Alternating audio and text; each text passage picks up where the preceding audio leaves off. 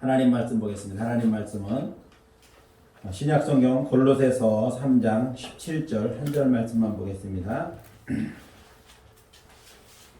골로새서 신약성경 골로새서 3장 17절 신약성경 제가 지고 있는 성경 327쪽입니다. 찾으셨으면 같은 목소리 함께 봉독하겠습니다. 또 무엇을 하든지 말에나 일에나 다 주 예수의 이름으로 하고 그를 힘입어 하나님 아버지께 감사하라. 아멘. 기도하겠습니다. 좋으신 하나님 감사합니다. 오늘도 주의 말씀을 함께 나누기를 원합니다. 특별히 추수감사절을 맞이해서 한 해 동안 지켜주신 하나님 은혜에 감사하며 또 우리에게 말씀을 통해서 우리를 세워주시고 또 우리 성령을 보내셔서 우리를 붙들어 주시는 그 귀한 은혜를 생각하며 다시 한번 하나님 앞에 감사하는 그러한 아버지 하나님의 시간들이 되어주도록 주께서 은혜를 더해 주옵소서. 코로나19로 말미암아 우리의 모든 삶의 영역에서 자유롭지 못하고 조심스러운 이때에 정말 하나님께서 우리를 지켜주셔서 건강한 생활할 수 있도록 도와주시고 무엇보다 우리의 믿음을 잃지 않도록 주의 성령께서 늘 우리와 함께하여 주옵소서. 오늘 예배 나오지 못한 성도들이 있습니다. 아버지 저들의 믿음이 연약해져서 나오지 못한 성도들에게는 아버지 더 굳건한 믿음을 허락하시고 행여 여러가지 사정과 형편으로 나오지 못한 성도들이 있다면 하나님께서 기억하시고 하나님 앞에 나와 예배할 수 있는 귀한 환경들을 허락하여 주옵소서. 종을 통하여 말씀을 전하실 텐데 성령의 능력으로 함께 하셔서 하나님의 말씀이 온전히 증거될 수 있게 하시고 말씀을 통해서 우리의 심령에 큰 은혜가 있게 하여 주시옵소서. 예수님의 이름으로 기도하옵나이다. 아멘. 할렐루야. 아멘. 서로 인사하겠습니다. 하나님이 당신을 축복하십니다.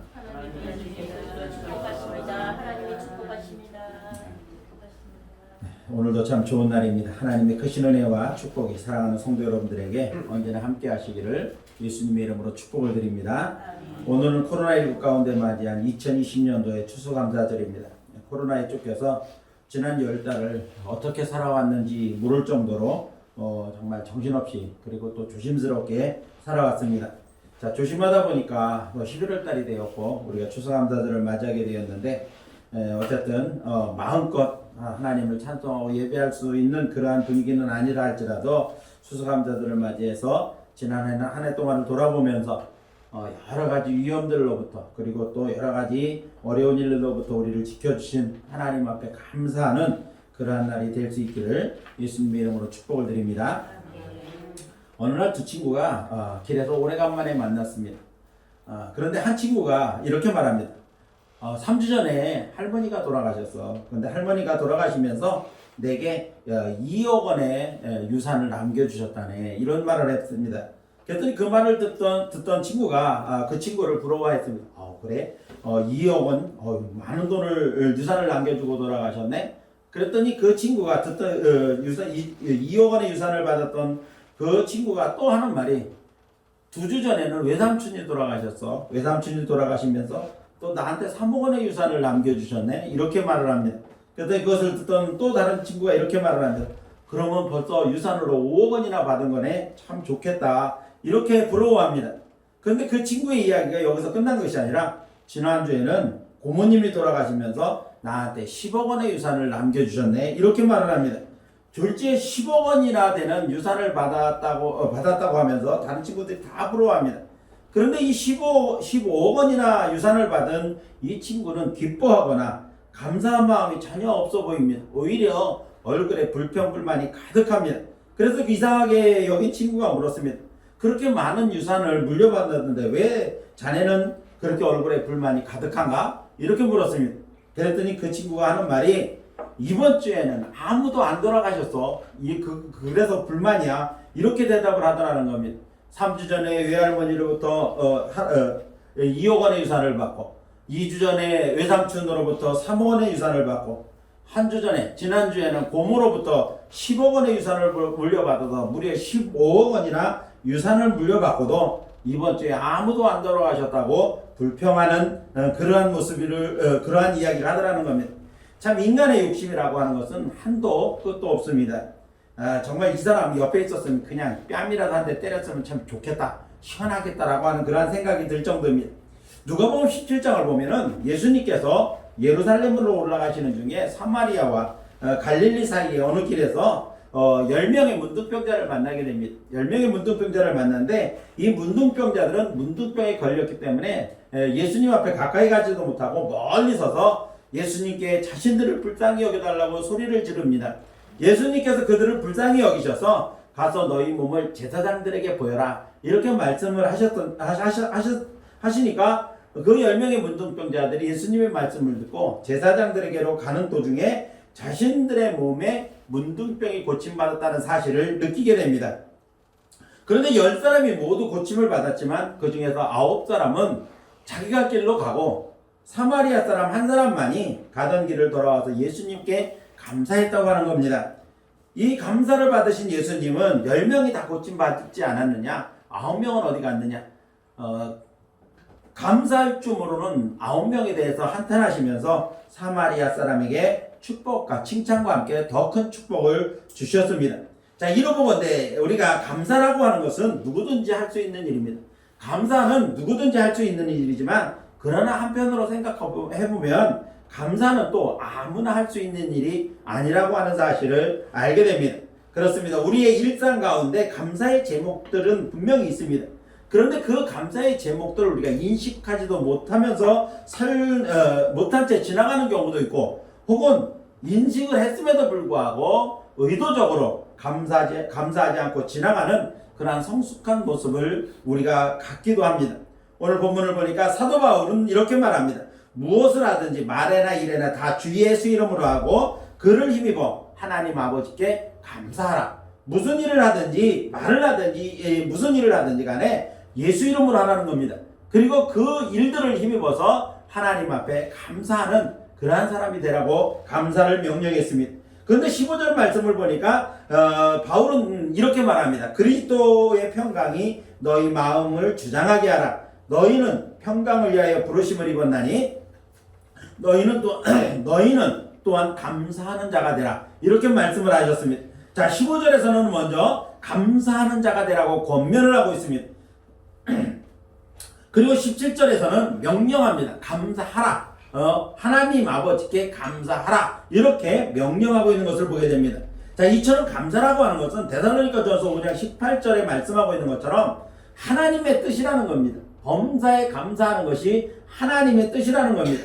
그러므로 감사를 한다고 하는 것은 하나님의 명령에 순종하는 일이기도 하지만은 하나님의 뜻을 이루어드리고 하나님을 기쁘시게 하는 일이 바로 감사라고 하는 말씀인 것입니다. 그러므로 감사라고 하는 것은 하나님을 기쁘시게 하는 가장 좋은 믿음의 행위가 바로 감사인 것입니다. 자, 감사하는 삶은 그리스도 예수 안에서 우리를 향하신 하나님의 뜻이라고 그랬습니다. 그렇기 때문에 감사는 해도 되고 안 해도 되는 것이 아니라 감사는 분명히 해야 된다는 겁니다. 그래서 감사하는 사람을 통해서 하나님의 놀라운 일들을 행하시게 되는데 그 놀라운 일들을 행하시는 것을 우리가 경험할 수 있게 되어지는 겁니다. 그래서 오늘 이 시간에는 추수감사절을 맞이해서 감사할 수 있는 사람이라고 하는 제목을 중심으로 해서 어떤 사람이 감사하는 삶을 살 수 있을까? 어떤 사람이 감사하는 삶을 살 수 있을까라고 하는 것에 대해서 함께 말씀을 통해서 은혜를 나누려고 하는 겁니다. 오늘 말씀을 듣는 사랑하는 성도 여러분들이 하나님의 명령하심에 따라 감사하는 자가 되어져서 넘치는 감사와 함께 또한 하나님께 기쁨을 드리고 하나님께서 주시는 놀라운 특별한 은혜를 받아 누릴 수 있는 성도들이 되시기를 예수님의 이름으로 축복을 드립니다. 자, 그러면 어떤 사람이 감사할 수 있는 사람이 될 수 있을까? 첫 번째로 보니까 감사할 수 있는 사람은 다른 사람과 자신을 비교하지 않을 때 감사할 수 있게 된다는 겁니다. 다른 사람과 나와 다른 사람을 비교하지 않게 되면 감사하는 삶을 살 수 있다는 겁니다. 어떤 대머리 있는 사람이 자기가 대머리이기 때문에 감사할 수 있는 조건들 6가지가 된다고 자랑을 했습니다. 첫 번째 자랑거리가 뭐냐니까 여자들에게는 거의 대머리가 없다는 겁니다. 여자들은 대머리가 없다는 겁니다. 그러므로 여성들은 대머리가 될 수 없는 것에 감사하고 또 이 대머리 된 이 사람은 여자들은 할 수 없는 그 대머리를 자신은 할 수 있다는 것 때문에 감사한다는 겁니다. 그래서 자신이 대머리인 것이 오히려 감사의 제목이다. 그렇게 말을 했습니다. 두 번째 감사 제목은 뭐냐면 하나님의 특별한 사랑을 받는 자가 대머리가 된다는 겁니다. 왜 그런가 그랬더니 하나님께서 날마다 자기의 머리를 쓰다듬어 주셨기 때문에 그 쓰다듬은 자리가 머리가 빠져서 자기가 대머리가 됐다는 겁니다.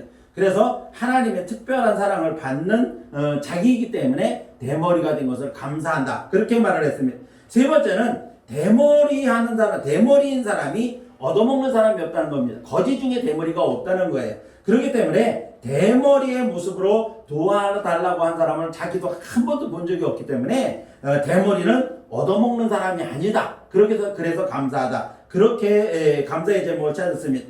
그 다음 네 번째로는 성경에 보니까 엘리사 선지자가 대머리였다. 그래서 목회자들 중에서 대머리가 된 사람이 많은 게 왜 그런가 했더니 엘리사의 후손이기 때문에 그렇다. 이렇게 감사의 제목을 찾았습니다. 다섯 번째 대머리인 것을 감사한 이유가 뭐냐면 대머리는 물자를 절약할 수 있다는 겁니다. 예를 들면 비누나 샴푸나 물 같은 것을 이 대머리니까 많이 아낄 수 있다는 겁니다. 그래서 오히려 대머리가 감사다. 그렇게 말을 했고, 마지막 여섯 번째는 하나님을 편하게 해드리기 때문에 대머리인 것이 감사하다 했습니다. 왜 그런가 하니까는 하나님은 날마다 우리의 머리털까지 세심받아 된다 그랬습니다. 그래서 마태복음 10장 30절에 보니까 하나님께서는 우리의 머리털까지 세신다. 그렇게 말씀을 했습니다. 그러니까 대머리는 머리숱이 적어서 하나님의 수고를 덜어드린다는 겁니다. 그래서 하나님을 편하게 해드리니까 감사하다. 이렇게 말을 했습니다. 물론 억지스러운 그런 감사 제목들도 있습니다만은 이 대머리가 자기가 대머리인 것을 비관하지 않고 오히려 그 대머리인 것에 대해서 좀 억지스러운 주장이기도 하지만 감사의 제목을 찾는다는 것이 이 얼마나 좋은 믿음을 가진 사람인지 우리가 한번 생각해 볼 수가 있는 겁니다. 만일 이 사람이 자신이 대머리라는 사실에 대하여 머리숱이 많은 사람과 비교를 했다고 한다면 이런 감사의 제목거리들을 찾아낼 수 있었을까요? 비교라고 하는 것은 긍정적인 측면으로 볼 때는 도전정신을 불러일으키고 그리고 어떤 일에 동기부여를 할 수가 있습니다. 비교를 함으로써 내가 저 일을 한번 이루어보겠다라고 하는 어떤 도전적인 정신을 갖게 하거나 이 어떤 일을 추진하는 데 있어서 보다 지치적인 그러한 동기부여를 할 수 있다는 긍정적인 측면이 있습니다. 그러나 실제로 이 비교라고 하는 것은 긍정적인 측면보다는 부정적인 영향을 많이 주게 됩니다. 특히 일상생활에서 자신의 삶을 다른 사람과 비교했을 때 열등감에 빠지게 하거나 혹은 불평과 원망을 하게 하는 그러한 결과를 가져오게 하는 것이 바로 비교라는 겁니다. 또한 때로는 하지 말아야 할 비교를 해서 사랑하는 사람과 사이가 틀어지기도 하고 또는 사랑하는 사람에게 깊은 상처를 주기도 하는 것이 바로 이 비교라는 겁니다. 그래서 이처럼 비교라고 하는 것은 오히려 부정적인 영향을 많이 끼치게 된다는 겁니다. 또 비교를 하게 되면 감사거리를 절대로 찾을 수가 없다는 것입니다. 감사거리를 발견하기도 쉽지가 않습니다. 비교를 자꾸 하게 되면 감사거리를 발견하기도 쉽지가 않다는 겁니다. 그리고 또 발견했다 할지라도 감사하기는커녕 오히려 그 감사거리를 무시해버리는 그러한 결과를 가져올 수도 있는 겁니다. 그래서 오히려 감사거리가 불평거리로 전락시켜버리기도 하는 것이 바로 비교라는 겁니다. 그래서 비교는 불평을 낳고 감사할 수 없게 만들며 따라서 하나님의 축복도 받지 못하게 하는 결과를 가져옵니다. 그러므로 비교는 결코 좋은 것이 아니라고 볼 수가 있는 겁니다. 각 사람에게는 하나님이 주신 달란트가 있습니다. 모든 사람들에게는 하나님께서 이 땅에 태어날 때 각자에게 준 하나님의 특별한 목적에 의한 섭리가 있고 그리고 그것들을 감당할 수 있는 달란트가 있습니다. 각자의 삶이 다 따로따로 있다는 겁니다. 같은 날 태어난 일란성 쌍둥이도 생김새는 비슷하지만 성격이나 행동이 똑같지 않을 뿐더러 또한 오히려 전혀 다른 그러한 모습을 보이기도 한다는 것입니다. 그러므로 다른 사람과 비교하지 말고 하나님이 오늘 나에게 주시는 삶에 대해서 감사하면서 나는 하나님 앞에서 특별한 존재라고 하는 그러한 마음을 가지고 살아가게 되면 우리는 얼마든지 감사할 수가 있다는 겁니다.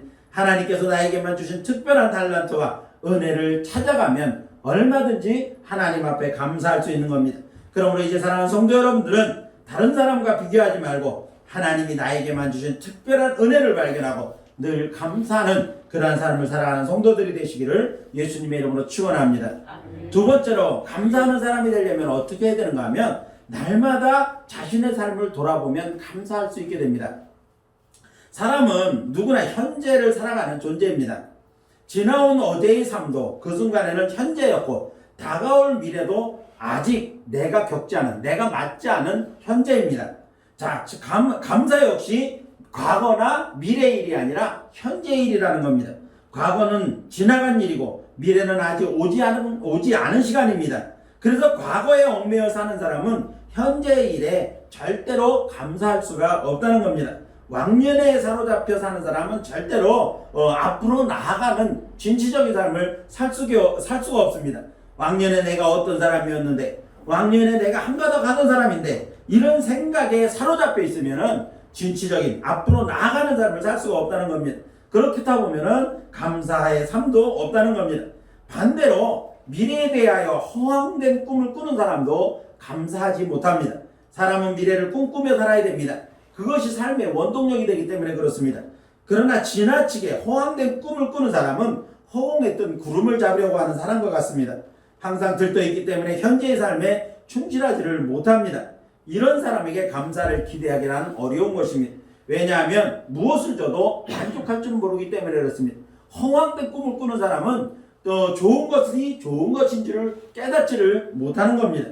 그러나 내가 지금 살고 있는 내 인생의 한경점, 내가 매 순간 살아가는 삶이 하나님이 내게 주신 내 인생의 한 경점이라고 하는 그러한 생각을 갖게 되면 그 시간들을 소중하게 여기고 또 그것들을 가만히 생각해 보면 얼마나 우리가 살아가고 있는 것 자체가 얼마나 큰 감사의 제목거리인지 우리가 쉽게 발견하게 된다는 겁니다. 하루를 보내고 조용한 시간에 오늘 하루의 삶을 돌아보십시오.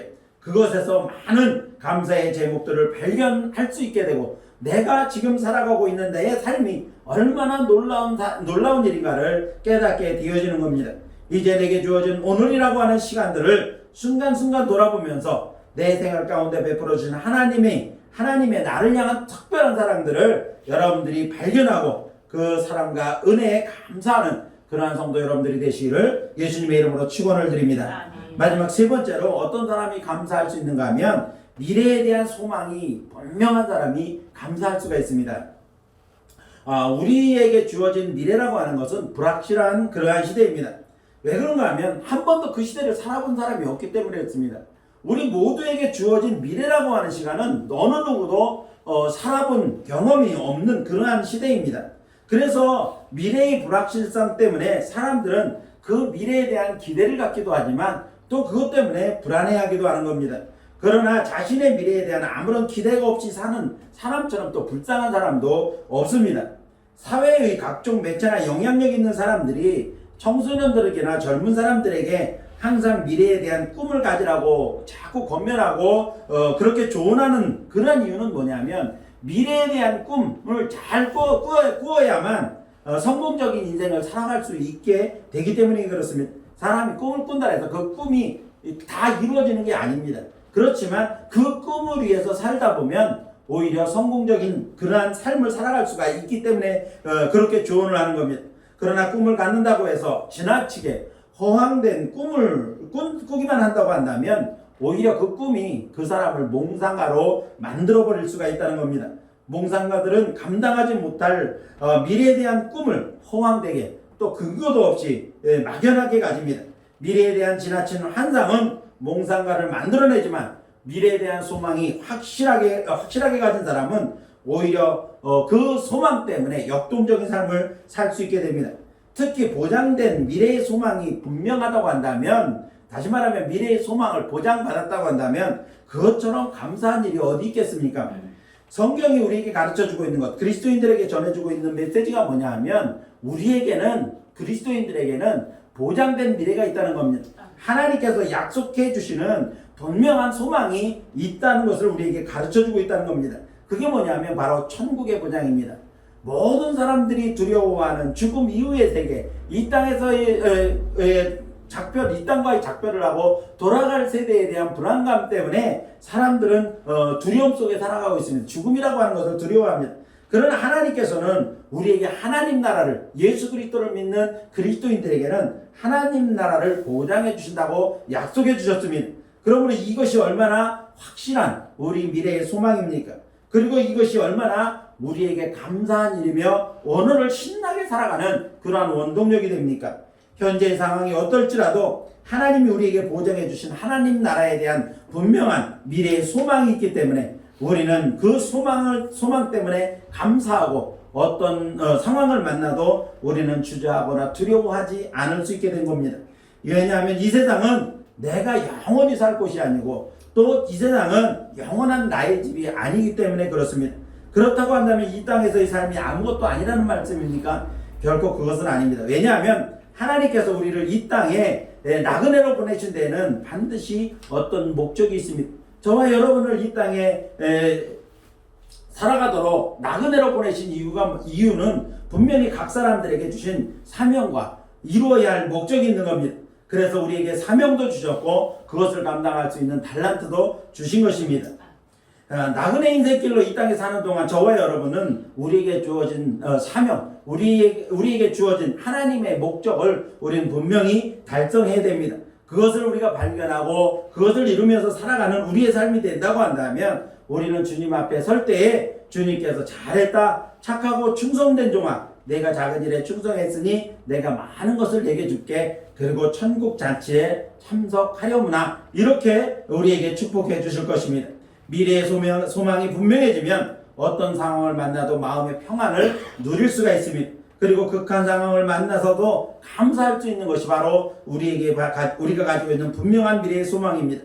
이 소망을 분명하게 가진 성도는 현재의 삶에 개의치를 않습니다. 별로 개의치를 않고 주님께서 맡겨진 사명을 잘 감당하며 감사하면서 신명나는 삶을 살아가게 되는 겁니다. 이제 사랑하는 성도 여러분들이 이 주님이 주신 미래의 소망을 더욱더 든든히 붙잡고 저와 여러분에게 주어진 삶을 감사하면서 아주 신나게 살아가는 성도 여러분들이 되시기를 예수님의 이름으로 축복을 드립니다. 아멘. 이제 말씀을 마치려고 합니다. 오늘은 추수감사절입니다. 감사로 충만한 여러분의 삶이 되기를 예수님의 이름으로 축복을 드립니다. 정말 힘들고 어려워서 무엇을 감사해야 되는가, 감사할 거리가 별로 없다라고 생각이 들지도 모릅니다. 그러나 우리의 삶을 조용히 돌아보고 묵상해보면 감사하지 않을 것이 없습니다. 그러므로 항상 하나님 앞에 넘치는 감사를 통해서 영광 돌리고 그 감사 때문에 주시는 하나님의 특별한 축복을 누릴 수 있게 되기를 예수님의 이름으로 축복을 드립니다. 아멘. 항상 말씀드리는 거지만 감사는 또 다른 풍성한 하나님의 축복을 가져오게 하는 겁니다. 감사는 누구나 할 수 있는 일이지만 아무나 할 수 있는 일은 아닙니다. 어떤 사람이 감사할 수 있습니까? 다른 사람과 비교하지 않을 때, 지금 내가 살고 있는 나의 삶에 충실할 때 하나님 앞에 감사할 수가 있습니다. 자신이 살고 있는 하루의 삶을 돌아볼 때 감사의 제목들을 발견할 수 있으므로 감사하는 사람이 될 수가 있습니다. 하나님께서 약속하시고 보장해 주시는 하나님 나라에 대한 분명한 소망을 가질 때 우리는 하나님 앞에 감사할 수 있는 사람이 될 수 있습니다. 이제 사랑하는 성도 여러분들이 추수감사절을 맞이해서 넘치는 감사의 조건들이 발견되고 깨달아져서 넘치는 감사를 통해 하나님께 감사로 영광 돌리고 하나님의 특별하신 사랑을 누리는 성도 여러분들이 되시기를 예수님의 이름으로 축복을 드립니다. 교회 소식을 말씀드리겠습니다. 예배에 참석하신 성도 여러분들을 환영하며 하나님의 은혜와 축복이 가득하시기를 바랍니다. 2020년 교회 표현은 믿음의 지경을 넓혀라입니다. 비전을 이루는 일에 믿음을 가지고 마지막까지 최선을 다하는 우리 성도들이 되시기를 바라고요. 오늘은 추수감사절입니다. 지난 한 해 동안 베풀어 주신 은혜를 헤아려 보고 넘치는 감사가 사랑하는 성도 여러분들에게 있기를 바랍니다. 오늘 오후에는 함께 도시락으로 점심 식사를 한 다음에 김장을 이어서 김장을 하도록 그렇게 하겠습니다.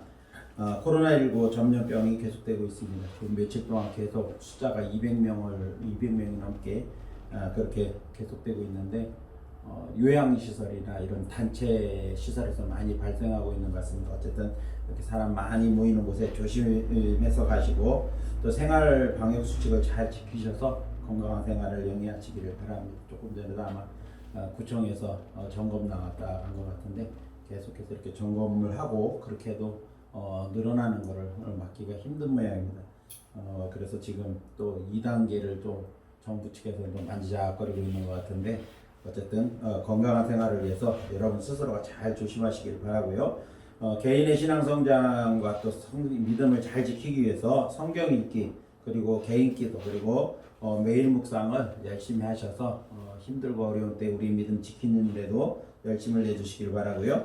교회분과 성도들의 건강과 가정 그리고 축복을 위해서 함께 기도하시면서 아울러 교회 나오지 않는 성도들에게도 관심을 가지고 서로 격려하시고 또 함께 할 수 있도록 권면하시고 이런 사랑을 나누는 그런 시간들이 되시기를 바랍니다.